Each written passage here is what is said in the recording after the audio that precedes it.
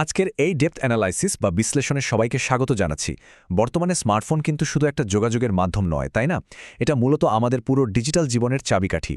Message, banking data, ব্যক্তিগত ছবি সবকিছুই এই ছোট্ট একটা ডিভাইসে বন্দী থাকে। আর ঠিক এই কারণেই হ্যাকার বা সাইবার অপরাধীদের কাছে এটা সবচেয়ে লোভনীয় একটা টার্গেট। তো আজ আমরা দেখব একটা মোবাইল হ্যাকের শুরু থেকে শেষ পর্যন্ত পুরো লাইফ সাইকেলটা আসলে কেমন হয়। আচ্ছা, চলুন বিষয়টা একটু তলিয়ে দেখি। একটা সাধারণ ফ্ল্যাশ লাইট বা ক্যালকুলেটর অ্যাপের কেন জিপিএস লোকেশনের অ্যাক্সেস লাগবে? প্রশ্নটা অদ্ভুত, তাই না? আপাতদৃষ্টিতে এসব অ্যাপকে একদম নিরীহ মনে হলেও না বুঝে এগুলোতে পারমিশন দেওয়াটা কিন্তু একটা ভয়ঙ্কর সিকিউরিটি ব্রিচ বা নিরাপত্তা লঙ্ঘনের কারণ হতে পারে। এর মানে হলো হ্যাকিং সবসময় যে খুব জটিল কোনো কোডিং দিয়ে শুরু হয় তা কিন্তু নয়। অনেক সময় আমাদের খুব সাধারণ একটা ভুলের মাধ্যমেই এই সাইবার আক্রমণটা শুরু হয়ে যায়। তো আমরা চলে আসলাম প্রথম ধাপে, anatomy of a mobile hack. চলুন দেখি এই আক্রমণের মেকানিজমটা আসলে কিভাবে কাজ করে। আধুনিক যুগের হ্যাকাররা কিন্তু ডিভাইসের সিস্টেম ভাঙার জন্য ব্রুট ফোর্স বা জোর খাটানোর চেয়ে ছলচাতুরির ওপর অনেক বেশি নির্ভর করে। আর এর সবচেয়ে ক্লাসিক উদাহরণ হল ফিশিং এবং সোশ্যাল ইঞ্জিনিয়ারিং। বিষয়টা অনেকটা এরকম, প্রতারণামূলক কোনো লিঙ্ক বা ভুয়া অ্যাপের ফাঁদে ফেলে মানুষের সংবেদনশীল তথ্যগুলো হাতিয়ে নেওয়া হয়। মজার ব্যাপার হলো, আক্রমণকারীরা প্রায়শই অপারেটিং সিস্টেমের কঠোর নিরাপত্তাকে খুব সহজেই বাইপাস করে যায়, কারণ তারা মানুষের মনস্তত্ত্বকে কাজে লাগিয়ে মূলত ডিভাইসের চাবিটা খোদ ব্যবহারকারীর হাত দিয়েই তুলে দিতে বাধ্য করে। এরপরই আসে আরেকটা মারাত্মক পদ্ধতি, সিম সোয়াপ অ্যাটাক বা সিম পরিবর্তন। এক্ষেত্রে অপরাধীরা নানাভাবে প্রতারণা করে একটা ফোন নম্বরকে সম্পূর্ণ নতুন একটা সিমে ট্রান্সফার করে নেয়। আর একবার এটা করতে পারলেই সব কল এবং টু ফ্যাক্টর অথেন্টিকেশনের মেসেজগুলো সরাসরি তাদের কাছে চলে যায়। একটু ভেবে দেখুন এটা কতটা ভয়ঙ্কর। হ্যাকারকে কিন্তু ডিভাইসের কাছাকাছিও আসতে হচ্ছে না, তারা সরাসরি মোবাইল ক্যারিয়ারের মাধ্যমেই পুরো নিরাপত্তা বলয়টা ভেঙে ফেলছে। এবার আসা যাক জুস জ্যাকিংয়ের ধারণায়। এয়ারপোর্ট বা শপিং মলে পাবলিক ইউএসবি পোর্ট থেকে ফোন চার্জ করাটা আমাদের কাছে খুব সাধারণ একটা ব্যাপার। কিন্তু এখানেই লুকিয়ে আছে আসল বিপদ। কেউ যদি আগে থেকেই সেই পোর্ট বা কেবল মডিফাই করে রাখে, তবে চার্জে লাগানোর সাথে সাথে ডিভাইসে ম্যালওয়্যার ঢুকে যেতে পারে বা ডেটা চুরি হতে পারে। মানে নিছক চার্জ দেওয়ার মতো অতি সাধারণ একটা কাজও চরম বিপদের কারণ হয়ে দাঁড়াতে পারে। এবার আমরা দ্বিতীয় ধাপে প্রবেশ করছি, স্পটিং আ কম্প্রোমাইজ ডিভাইস, অর্থাৎ কোনো ডিভাইস যে আগে থেকেই হ্যাক হয়ে আছে সেটা বোঝার উপায় কি। অনেক সময়ে হ্যাক হওয়ার লক্ষণগুলো এতই সূক্ষ্ম থাকে যে আমরা পাত্তাই দিই না, কিন্তু একটা হ্যাক হওয়া ডিভাইসের মূলত 10টি প্রধান রেড ফ্ল্যাগ বা লক্ষণ থাকে। যেমন ধরুন, অবাঞ্ছিত পপ আপ, অচেনা টেক্সট মেসেজ, হুট করে ডেটা ব্যবহার বেড়ে যাওয়া, দ্রুত ব্যাটারি ড্রেন হওয়া, অস্বাভাবিক সাইন ইন, ফোন অতিরিক্ত গরম হওয়া বা অ্যাপ ক্র্যাশ করা, অদ্ভুত সব ওয়েবসাইট সামনে আসা, অপ্রত্যাশিত বিল, সেটিংসে পরিবর্তন এবং অচেনা অ্যাপের উপস্থিতি। এখন এর মধ্যে একটা লক্ষণ হয়তো নেহাতি পুরনো ব্যাটারির কারণে হতে পারে, কিন্তু একসাথে বেশ কয়েকটা লক্ষণ মিলে গেলে বুঝতে হবে নিশ্চিতভাবে বড় ধরনের কোনো আপস করা হয়েছে। এখন এখানকার সবচেয়ে কৌতূহলোদ্দীপক বিষয়টা হল ম্যালওয়্যার অ্যানালিস্ট ইয়াকুব ভাবরার এই উক্তিটি। তিনি বলছেন যে ফোনে অ্যাডওয়্যারগুলো মূলত প্রতারণামূলকভাবে বিজ্ঞাপনের রাজস্ব সংগ্রহের জন্যই কাজ করে। এর মানে দাঁড়ায়, ম্যালওয়্যার মানেই যে সেটা ডেটা মুছে ফেলার মতো ধ্বংসাত্মক কাজ করবে, বিষয়টা তেমন নয়। বরং অনেক ক্ষেত্রেই এরা শুধু আর্থিক লাভের জন্য ব্যাকগ্রাউন্ডে একদম নীরবে নিজেদের কাজ চালিয়ে যায়, আর আমরা টেরও পাই না। এবার তৃতীয় ধাপ, দি এমার্জেন্সি রেসপন্স প্ল্যান।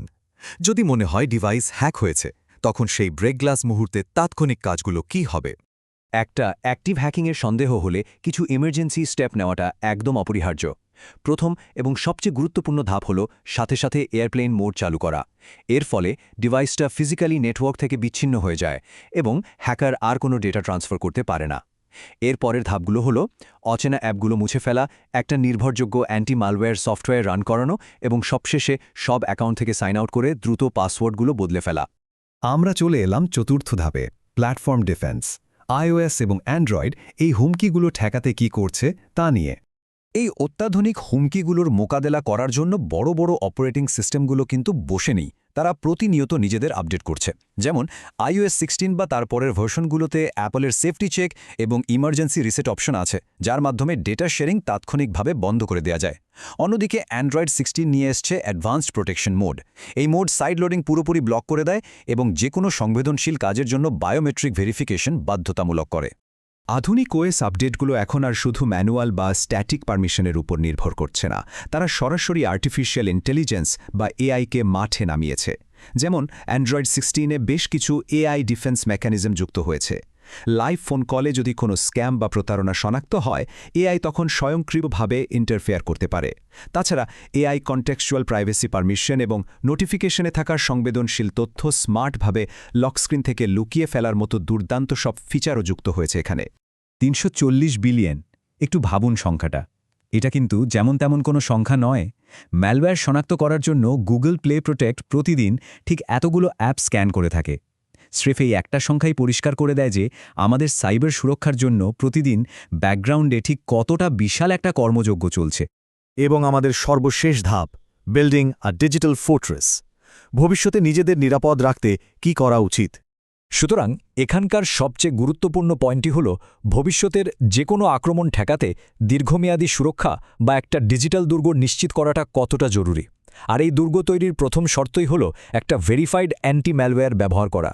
খেয়াল করলে দেখবেন মার্চ 2026-এর এভি টেস্ট স্কোরে অ্যাভাস্ট, বিটডিফেন্ডার, ক্যাসপারস্কি এবং নর্টনের মতো অ্যাপগুলো প্রোটেকশন, পারফরম্যান্স এবং ইউজিবিলিটিতে একদম পারফেক্ট 18-তে 18 স্কোর করেছে। অর্থাৎ ডিভাইসে এরকম একটা নির্ভরযোগ্য সফটওয়্যার থাকাটা কিন্তু এখন আর লাক্সারি নয়, বরং ম্যান্ডেটারি। ডিজিটাল দুর্গের আরেকটা বড় হাতিয়ার হল টু ফ্যাক্টর অথেন্টিকেশন বা সংক্ষেপে 2FA। তবে এখানে একটা ব্যাপার আছে, সব 2FA কিন্তু সমান শক্তিশালী নয়। এর একটা নির্দিষ্ট হায়ারার্কি আছে। এসএমএসের মাধ্যমে পাওয়া কোড হল সবচেয়ে দুর্বল আর হ্যাকযোগ্য। এর চেয়ে অনেক বেশি স্ট্রং হল গুগল বা মাইক্রোসফট অথেন্টিকেটরের মতো অ্যাপগুলো।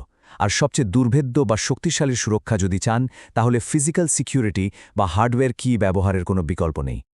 আজকের এই বিশ্লেষণটি শেষ করার আগে চলুন একটা বিষয় নিয়ে একটু ভাবা যাক। স্মার্টফোনগুলো এখন এআই এবং ভার্চুয়ালাইজেশনের মোড়কে রীতিমতো এক একটা ভার্চুয়াল সিন্ধুকে পরিণত হচ্ছে। কিন্তু আমরা কি সত্যিই শুধু প্রযুক্তির ওপরই পুরোপুরি ভরসা করতে পারি, নাকি ডিভাইসের দুর্বলতার জায়গাটা আমরা মানুষের কাঁধেই চাপিয়ে দিচ্ছি? কারণ প্রযুক্তি যতই আধুনিক হোক না কেন, চূড়ান্ত সচেতনতাটা কিন্তু সবসময় ব্যবহারকারীর হাতেই থেকে যায়। এই পুরো বিষয়টা নিয়ে ভেবে দেখার অবকাশ কিন্তু থেকেই যায়। আজ এ পর্যন্তই। আশা করি এই তথ্যগুলো সাইবার সুরক্ষার ক্ষেত্রে একটা গেম চেঞ্জার হিসেবে কাজ করবে।